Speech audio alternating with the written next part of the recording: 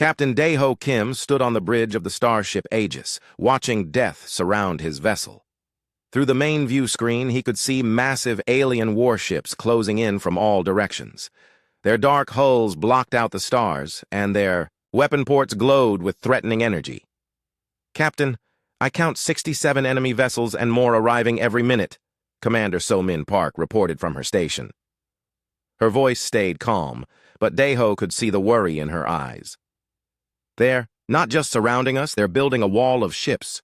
The alien fleet belonged to 3 different species. The Vorthak ships looked like giant metal insects with sharp edges and glowing green lights.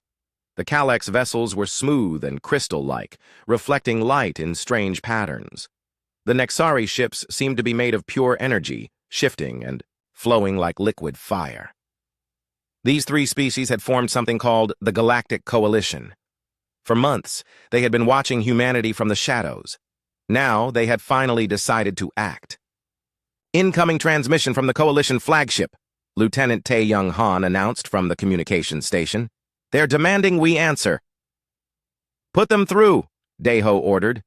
The view screen changed to show a creature that looked like a cross between a mantis and a spider. Its 4 arms moved as it spoke, and its voice sounded like metal scraping against stone.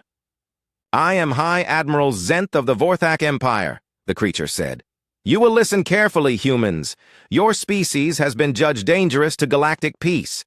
You spread chaos wherever you go. You corrupt other civilizations with your ideas of freedom and rebellion." Daeho kept his face neutral, but inside he felt anger building.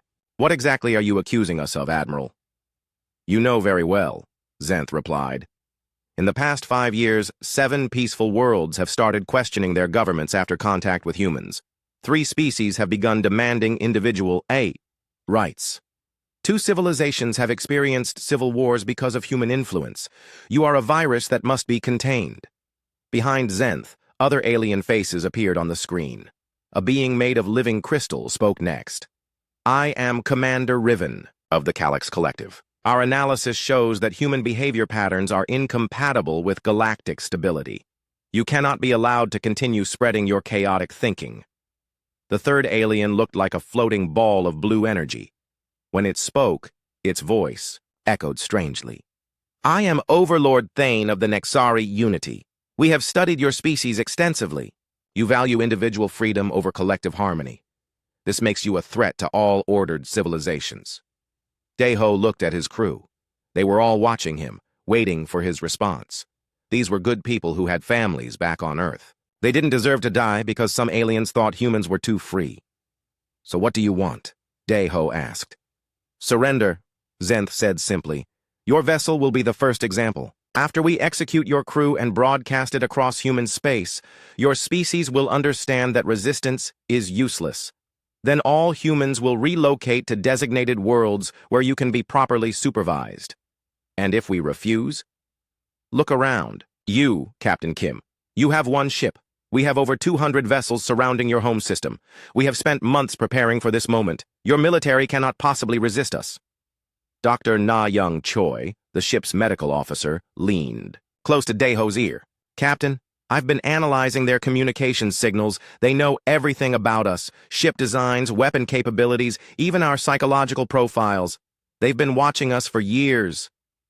This was worse than Daeho had thought. The Coalition hadn't just decided to attack humanity. They had planned this carefully, studying human weaknesses and preparing countermeasures. "You have 12 hours to surrender," Zenth continued. "After that, we will take your ship by force. Your crew will die slowly as an example to others. Choose wisely. Human." The transmission ended, leaving the bridge in silence. Daeho looked at the alien ships surrounding them. 67 vessels, with more arriving. Each one was larger and more heavily armed than the Aegis. By any reasonable calculation, this was hopeless. "Captain," Chief Engineer Woo Jin Lee's voice came over the intercom from the engine room. "I'm reading massive energy buildups from their weapons. They're not bluffing about having superior firepower." "Sir," So-Min Park said quietly, "what are our orders?" Daeho walked to his captain's chair and sat down. He thought about Earth, about the billions of humans who had no idea that alien warships were already moving to surround their world. He thought about his own daughter, who was just starting university and dreamed of becoming a doctor. "All senior staff to my ready room," he announced. "Now." 5 minutes later, Dae-ho sat across from his most trusted officers. So-min Park, Na-young Choi, Woo-jin Lee, and Tae-young Han had served with him for 3 years. They had faced pirates, navigational disasters, and first contact situations together, but nothing like this. "I'm going to tell you something that's classified at the highest levels," Dae-ho began. "For the past 5 years, Earth has been working on a project called Prometheus. I can't give you details yet, but I need you to trust me." "What kind of project?" Na-young asked. "The kind that might give us a chance against impossible odds," Dae-ho replied. "The Coalition thinks they know everything about humanity. They've studied our ships, our weapons, our tactics, but there's one thing they don't know about." "Which is?" Woo-jin pressed. Dae-ho stood up and walked to his desk. He opened a secure drawer and pulled out a small device that looked like a crystalline star. "This is a Prometheus communicator. Every human ship has one, but they've been dormant until now. When activated, they create a network that connects every human in space." "A communication network?" So-min frowned. "That's your secret weapon?" "Not just communication," Dae-ho said with a slight smile. "Something much more powerful. But I can't activate it without permission from Earth Command." He moved to his personal communication console and opened a channel using encryption codes that his officers had never seen before. After a few moments, a voice answered from across space. "Earth. Command here. Status report, Captain Kim." "Coalition fleet has us surrounded," Dae-ho reported. "They're demanding surrender and threatening to execute my crew as an example. Request permission to activate Prometheus." There was a long pause. When the voice returned, it sounded grim but determined. "Captain, Coalition forces have appeared around Earth as well. Over 200 ships. They've issued the same ultimatum to all human colonies. It's now or never." "Understood, Command. Prometheus is authorized. All human vessels are to execute Protocol 7 immediately." "And Captain?" "Yes, sir." "Good hunting." The transmission ended. Dae-ho looked at his confused officers and smiled. It wasn't a happy smile, but it wasn't afraid either. "Ladies and gentlemen," he said, "it's time to show the galaxy what humans are really capable of." The Coalition fleet moved like a closing fist around the Aegis.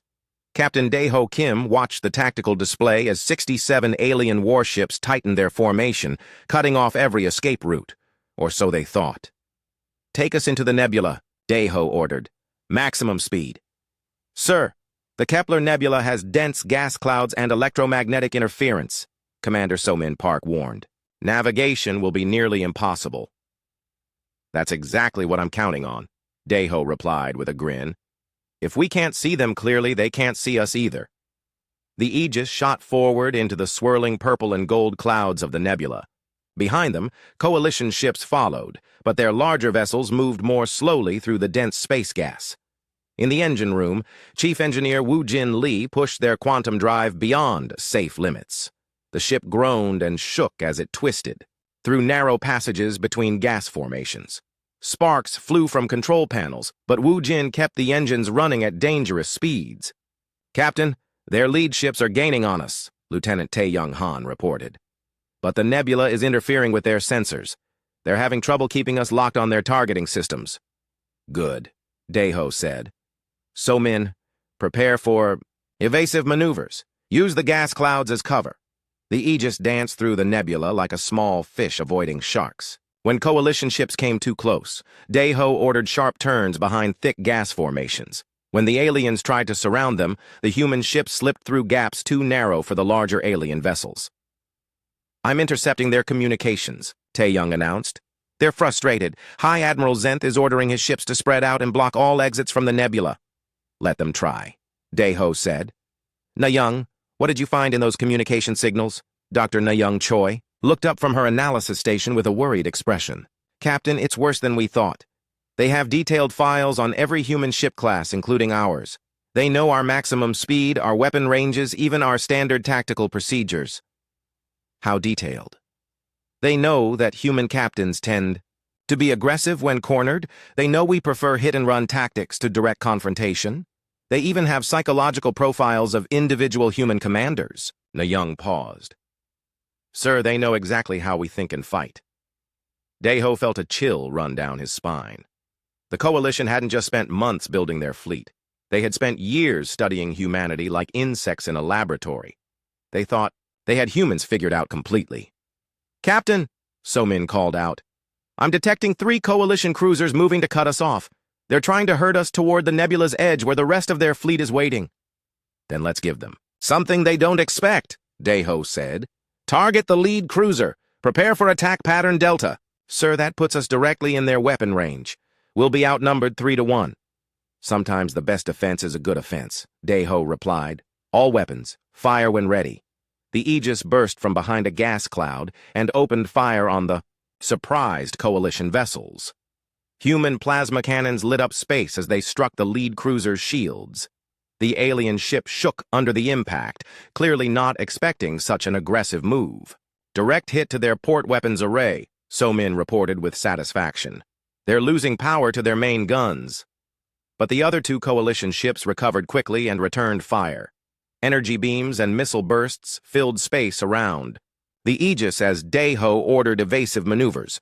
Hull breach on Deck 7, damage control reported. Emergency bulkheads are holding. Keep us moving, Daeho ordered. Don't let them get a solid target lock. The Aegis twisted and rolled through space, using the nebula's interference to confuse enemy targeting systems. When Coalition sensors lost track of the human ship, Daeho struck again from an unexpected angle. Another hit, So-min announced. The second cruiser is venting atmosphere. They're pulling back. Sir, Tae-young said excitedly, I'm picking up panic in their communications. They're saying we're not fighting the way their analysis predicted. Quote, the human ship is behaving irrationally. Our tactical computers cannot predict their next move. Daeho smiled. That's because we're not following their computer models. We're just being human. For the next 2 hours, the Aegis played a deadly game of hide-and-seek through the nebula. The Coalition ships had superior weapons and armor, but the human vessel was smaller, faster, and more unpredictable. Every time the aliens thought they had cornered their prey, the Aegis slipped away and struck from a new direction. Captain, Wu Jin called from engineering, the quantum drive is running hot. I can't maintain these speeds much longer without risking a core breach. How much longer do we have? Maybe 30 minutes before we have to shut down for cooling. 30 minutes. After that, they would be sitting ducks for the Coalition fleet. Daeho looked at the tactical display. They had managed to damage 5 enemy ships and completely disable 2 others, but there were still over 60 vessels hunting them. Sir, Na-young said quietly, I've been analyzing wreckage from one of the damaged Coalition ships. I found something disturbing. What is it? Data files. They contain detailed information about Earth's defenses, human colony locations, even psychological profiles of Earth's military commanders. Captain, they know everything about us. Our strengths, our weaknesses, our standard responses to different threats. Everything? Daeho asked. Everything they could observe from the outside, Na-young confirmed. Ship movements, communication, patterns, military exercises. They've been watching us for years, building a complete picture of human capabilities. Daeho stared at the tactical display as Coalition ships continued their search pattern. The aliens had planned this perfectly. They knew exactly how strong human defenses were, exactly how human commanders would respond to different situations. They had calculated every variable and determined that humanity could not possibly win. But there was one thing they didn't know about. Sir, incoming priority transmission from Earth, Tae-young announced. It's using encryption codes I've never seen before. Put it through to my personal channel, Daeho ordered. He moved to his command chair and activated a secure communication screen that only he could see. The face of Admiral Park Jin-woo, head of Earth Defense Command, appeared. Captain Kim, what's your status? Playing hide-and-seek with 60-plus Coalition ships, Daeho reported. We've bloodied their nose, but we can't run forever. What about Earth? Coalition blockade is in place around the entire system. They've given us the same ultimatum. Surrender or watch your colonies burn. But, Captain, it's time. Time for what, sir? Admiral Park's expression grew determined. Time to activate Prometheus. Every human ship, every human station, every human colony is standing by. We're about to show the Coalition what they missed in all their careful observations. Are we ready for full activation? As ready as we'll ever be. Captain, you and your crew are about to become part of something that has never existed before in galactic history. Are you prepared? Daeho looked around his bridge at his officers. So-Min Park, preparing another attack run against impossible odds. Na-Young Choi, analyzing enemy weaknesses even while surrounded. Tae-Young Han, maintaining communications despite jamming attempts. Woo-Jin Lee, keeping their engines running, when they should have failed hours ago. These were humans. They didn't give up. They didn't surrender. When faced with impossible odds, they smiled and looked for a way to win anyway. We're ready, Admiral. Then activate your Prometheus node. Captain, and remember, the Coalition thinks they know everything about humanity. Let's show them how wrong they are. The transmission ended. Daeho reached into his command console and pulled out the crystalline star device. As he held it, the crystal began to glow with warm golden light. All hands, he announced over the ship's intercom. Prepare for Prometheus activation. Things are about to get very interesting. The crystalline device in Captain Daeho Kim's hand pulsed with golden light. As he activated the Prometheus node, something extraordinary happened throughout the Aegis. Every system suddenly became more efficient, more precise, more alive. Captain, what is happening? Commander So-Min Park asked, as her tactical displays began showing information she had never seen before. I'm getting real-time data from ships across the galaxy, not just communication data, everything. Sensor readings, tactical positions, even crew medical status. Project Prometheus, Daeho explained as the ship around them hummed with new energy. For 5 years, Earth has been secretly installing quantum entanglement communicators on every human, vessel, station, and colony. But they weren't just for faster communication. Dr. Na-Young Choi stared at her medical console in amazement. I'm seeing the health status of humans on ships hundreds of light years away. How is this possible? Quantum entanglement, Chief Engineer Woo-Jin Lee said from the engine room over the intercom. But this is beyond anything I've ever seen. It's like every human ship has become part of a single nervous system. That's exactly what it is, Daeho confirmed. While the Coalition was studying us from the outside, we were building something they could never understand. A network that connects every human consciousness in space. Lieutenant Tae-Young Han gasped as his communication station lit up with thousands of signals. Captain, I'm receiving tactical data from freighter captains, mining operators, even civilian transport pilots. Every human in space is sharing information instantly. But how does this help us fight? So-Min asked. We're still just one ship, against 60 alien warships. Daeho smiled. Are we? Tae-Young, show me the galaxy-wide tactical display. The main view screen changed to show a three-dimensional map of human space. Thousands of small blue dots represented human vessels, stations, and colonies. Red dots showed Coalition forces. What they saw made everyone on the bridge catch their breath. The Coalition fleet surrounding Earth was massive, but human ships were everywhere. Not just military vessels, but cargo haulers, research ships, mining platforms, and exploration craft. Each one was now connected to every other through the Prometheus network. Dear God, Na-Young whispered, there are thousands of us, and now we all think as one, Daeho said. Watch. Across the galaxy, something unprecedented began to happen. Human vessels that had been going about their normal business suddenly changed course. Cargo ships moved to intercept Coalition supply lines. Mining vessels positioned themselves near enemy communication relays. Research stations began jamming alien sensors. The Coalition never counted civilian ships, So-Min realized. They only studied our military forces, because to them there's no difference between military and civilian, Daeho explained. Their species are rigidly organized. Civilians don't fight. Workers don't think strategically. But humans are different. Every cargo captain is also a potential warrior. Every scientist is also a tactical analyst. On the tactical display, they could see Coalition formations beginning to break apart. Enemy ships that had been confident in their overwhelming numbers suddenly found themselves facing coordinated attacks from directions they hadn't expected. Sir, Woo-Jin called from engineering, the quantum drive is operating at efficiency levels I thought were impossible. It's like the ship knows exactly where we need to go before I even plot the course. That's because it does, Deho said. We're connected to the tactical consciousness of every human in space. We know what every coalition ship is doing, where they're going, what they're planning. The Aegis burst from the nebula with new confidence. The coalition ships that had been hunting them were now scattered and confused. High Admiral Zenth's perfect formation was falling apart as human vessels across 12 star systems launched coordinated attacks. Captain, Tae-young reported, I'm monitoring coalition communications. They're panicking. Quote, how are the humans coordinating across such distances? Their response time is impossible. They're acting before we even finish giving orders. Because we're thinking at the speed of quantum entanglement, Deho said. While they're still sending messages through space, we've already analyzed their plans and responded. Somin targeted the nearest coalition cruiser, but before she could fire, the ship's weapons automatically adjusted for a shot she hadn't even considered. The targeting computer is predicting the enemy's evasive maneuvers. It's like it can see the future. In a way it can, Deho explained.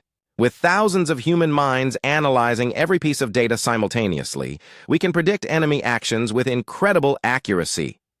Dr. Na-young looked up from her console with wonder in her eyes. Captain, this is beyond just tactical coordination. I can sense the thoughts and feelings of humans across the galaxy. Not specific thoughts, but something deeper. Hope, determination, the will to protect each other. That's the real power of Prometheus, Deho said. The coalition studied our ships, our weapons, our tactics, but they never understood what makes us human. Our ability to work together while still thinking independently. Our refusal to give up hope, even in impossible situations. On the view screen, they watched as coalition ships tried desperately to regroup, but every time they formed a new battle line, human vessels appeared from unexpected directions. Civilian. Cargo ships disabled enemy supply convoys, research vessels jammed coalition communications. Even small personal craft served as scouts and messengers. Sir, Tae-young announced, High Admiral Zenth is trying to contact us. Let's hear what he has to say, Deho said. The alien's insectoid face appeared on screen, but this time he looked frustrated and confused instead of confident. Captain Kim, how is this possible? Our intelligence indicated that humans have no fleet coordination beyond basic radio communication. You should not be able to respond this quickly to our tactical changes. Your intelligence was incomplete, Admiral, Deho replied calmly. You studied our bodies, our ships, our weapons, but you never understood our minds. Explain, Zenth demanded.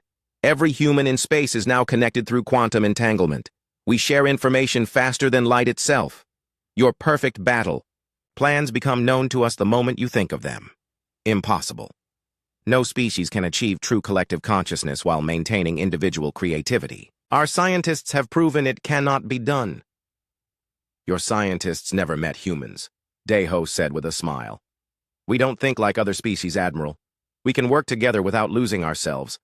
We can follow orders while still thinking. Independently, we can be part of something larger while remaining individuals. On the tactical display, more coalition ships were falling back as human forces pressed their advantage.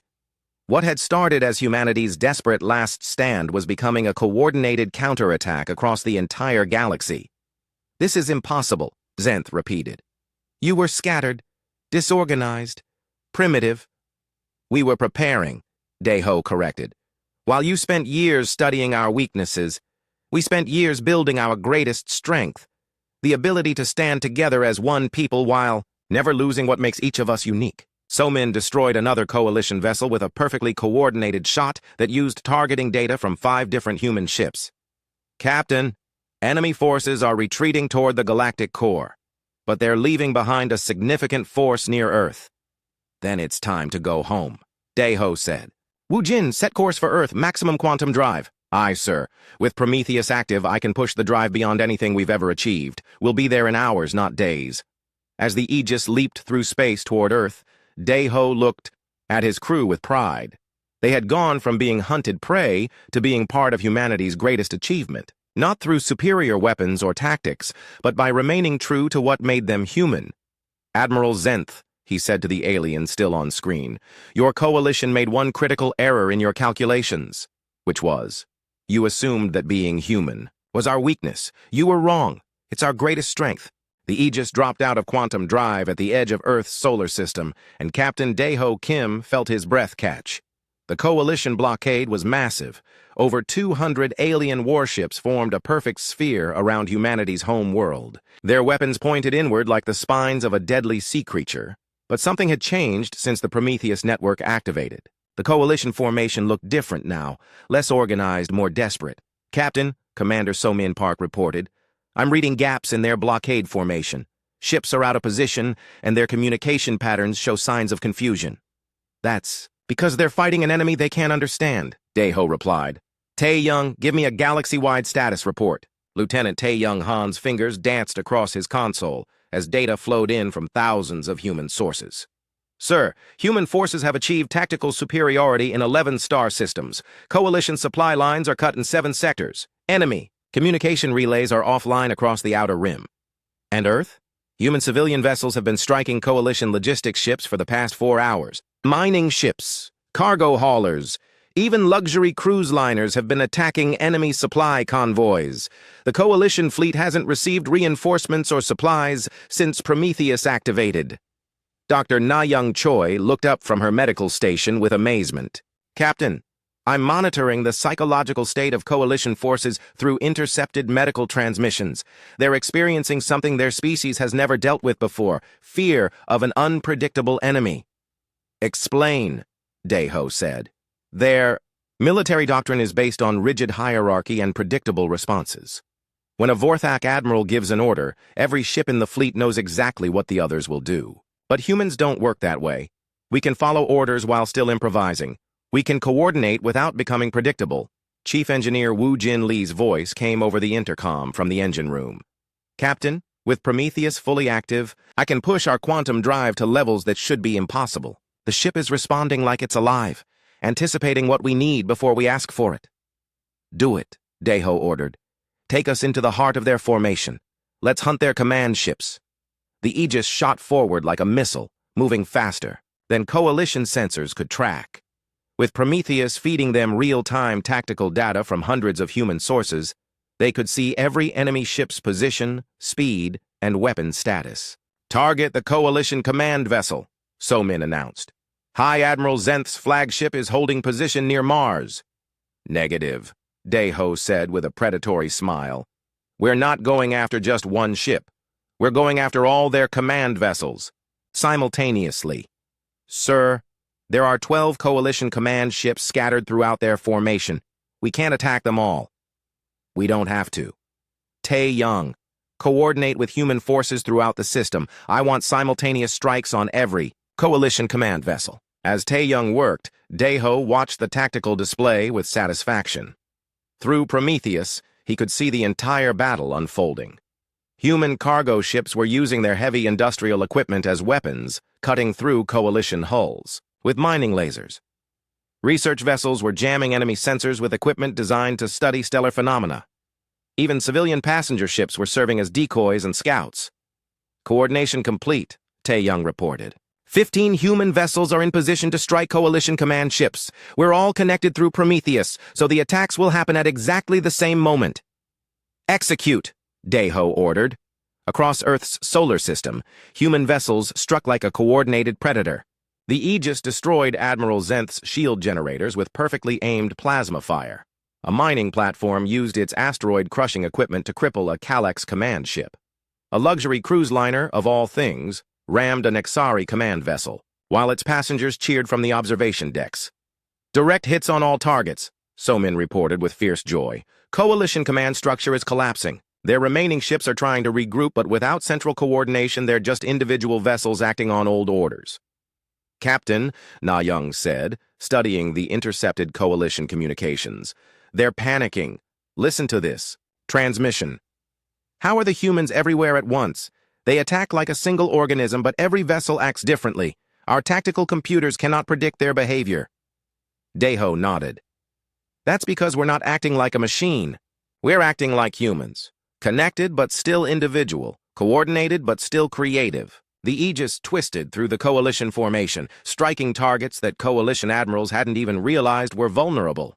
With thousands of human minds analyzing the battle simultaneously, they could see weaknesses that no individual commander would have noticed. "Sir," Wu Jin called from engineering, "the quantum drive is performing beyond all theoretical limits. It's like the ship knows where we need to be before physics should allow it.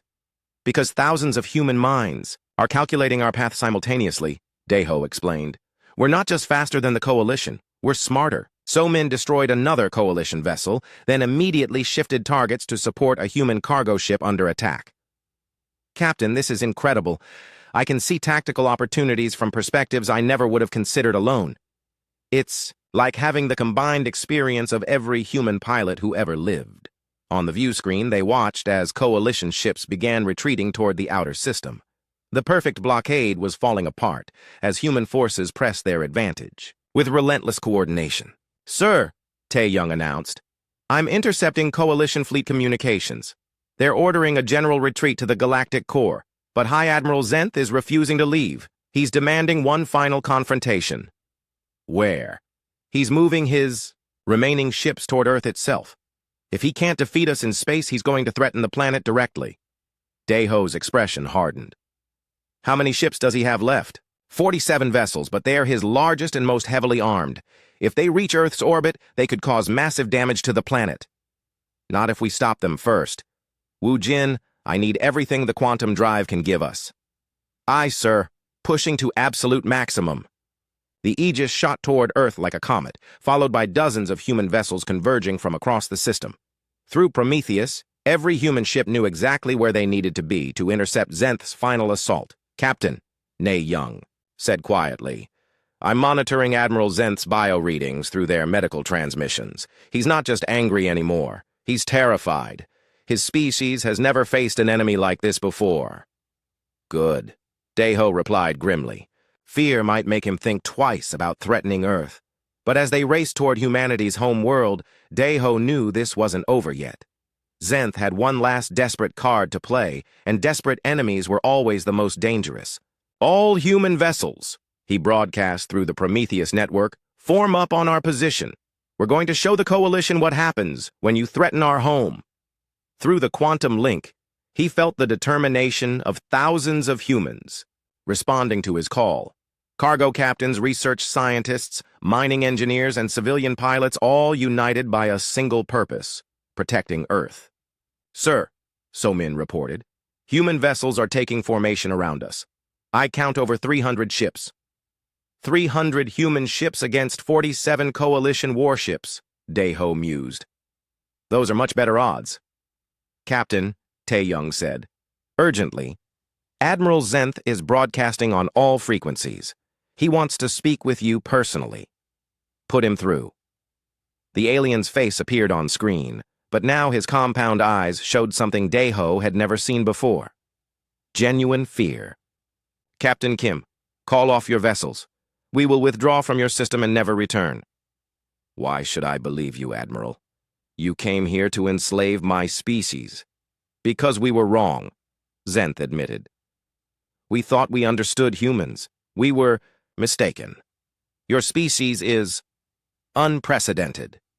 "We're just being human," Daeho replied. "Nothing more, nothing less. That is exactly what terrifies us." Earth hung like a blue jewel against the black of space as 300 human vessels faced the remaining Coalition fleet. Captain Daeho Kim stood on the bridge of the Aegis, watching High Admiral Zenth's 47 warships form their final battle line. "Captain," Commander So-Min Park reported, "all human vessels are in position. We have tactical superiority, but the Coalition ships are still individually more powerful than ours." "Numbers aren't everything," Daeho replied calmly. "But understanding, your enemy is." Through the Prometheus network, he could feel the thoughts and emotions of thousands of humans throughout the system. Cargo captains who had left their trade routes to defend Earth, scientists who had turned their research vessels into weapons of war, miners who had abandoned their asteroid claims to protect their home world. All of them connected. All of them determined, but instead of ordering an attack, Daeho did something unexpected. "Open a channel to all Coalition vessels," he ordered Lieutenant Tae-young Han. "All frequencies, full spectrum broadcast." "Sir?" So-Min looked confused. Are you surrendering? Quite the opposite, Deho said with a slight smile. I'm going to offer them something they've never experienced before. The view screen split to show Admiral Zenth's insectoid face alongside representatives from the other coalition species. Commander Riven's crystalline form glowed with nervous energy, while Overlord Thane's energy being flickered with uncertainty. Coalition forces, Deho began. I am Captain Deho Kim of the Earth vessel Aegis. You came here to enslave my species because you believed we were a threat to galactic order. You were right about one thing. We are a threat. But not in the way you think. Explain yourself, human, Zenth demanded, though his voice carried less authority than before. You represent 3 of the most advanced civilizations in the galaxy, Deho continued. The Vorthak have achieved perfect military efficiency. The Kalex have mastered collective harmony. The Nexari have transcended individual limitation. But in achieving perfection, you've lost something vital. Dr. Na Young Choi looked up from her console, understanding dawning in her eyes. Captain, you're not going to destroy them. You're going to save them.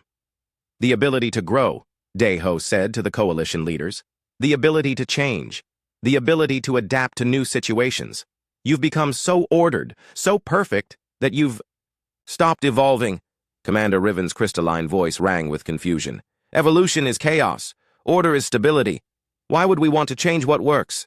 Because what works today might not work tomorrow, Chief Engineer Wu Jin Lee said from his station.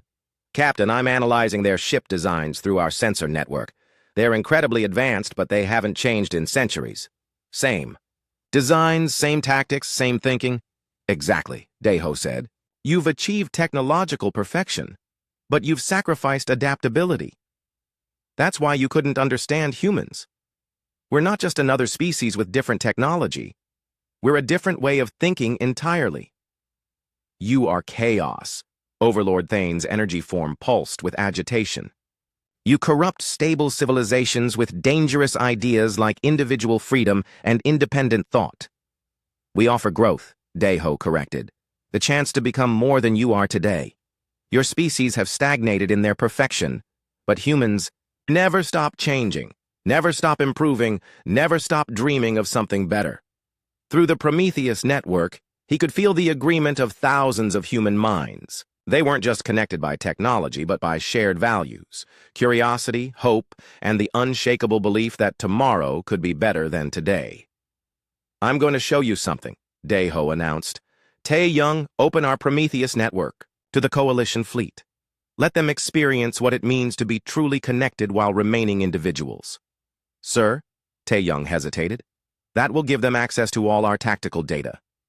Yes, it will, Deho said calmly. And in return, they'll experience something their species have never known. Unity without uniformity. The quantum signal reached out to the coalition ships, and for the first time in their history, alien minds touched the human network. The effect was immediate and profound. Admiral Zenth's compound eyes widened as he experienced the thoughts and feelings of 300 human crews. This is impossible. You maintain individual consciousness while sharing collective knowledge. That's what makes us human, Deho explained. We can work together without losing ourselves. We can follow orders while still thinking independently. We can be part of something larger while remaining unique individuals. Commander Riven's crystalline form began to glow brighter. I can sense creativity, innovation, the desire to explore unknown possibilities. My people abandoned these traits eons ago in favor of stability. And look what happened, Dr. Na Young Choi said gently. Your civilizations haven't produced new art, new music, new literature in centuries. You've achieved perfect order, but you've lost the spark that makes life worth living. Overlord Thane's energy being flickered with what might have been wonder. The humans dream. Even in the face of impossible odds, they dream of victory, of exploration, of becoming something greater. We had forgotten what it felt like to dream. We're not asking you to become like us, Deho said. We're offering you the chance to remember what you used to be before you chose perfection over possibility. So-Min Park watched her tactical displays as something remarkable happened. The coalition ships were powering down their weapons, not in surrender, but in wonder, as their crews experienced human consciousness for the first time. "Captain," she whispered, "they're not fighting anymore. They're learning." "Captain Kim," Admiral Zenth said, his voice filled with something that might have been awe. "What do you want from us?" "Nothing," Deho replied. "That's the point. We don't want to conquer you or control you or force you to change. We just want the freedom to exist and grow among the stars. And we're offering you the same freedom." "Freedom to what?" "To be more than you are today. To explore new ideas. To take risks. To fail and learn and try again. To dream of impossible things, and then work to make them real." Wu Jin Lee looked up from his engineering station with amazement. "Captain, some of the Coalition ships are requesting technical exchanges. They want to learn how we integrate creativity with efficiency." "Grant the requests," Deho said. "Knowledge shared is knowledge multiplied."